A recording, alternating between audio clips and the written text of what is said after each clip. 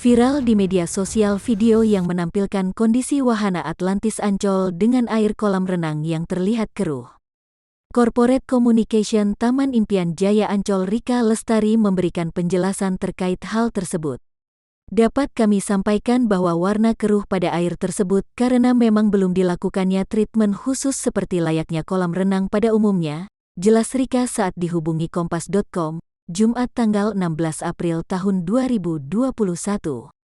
Adapun wahana Atlantis tidak beroperasi sejak Maret tahun 2020 karena pandemi COVID-19. Menurut Rika, meski tidak dipakai, kolam harus tetap terisi dengan air. Secara teknis, kondisi kolam yang tidak terpakai harus tetap terisi air agar kondisi kolam tetap terjaga dengan baik, ujar dia. Ia juga menyebut bahwa treatment khusus pada air kolam akan dilakukan dalam waktu dekat.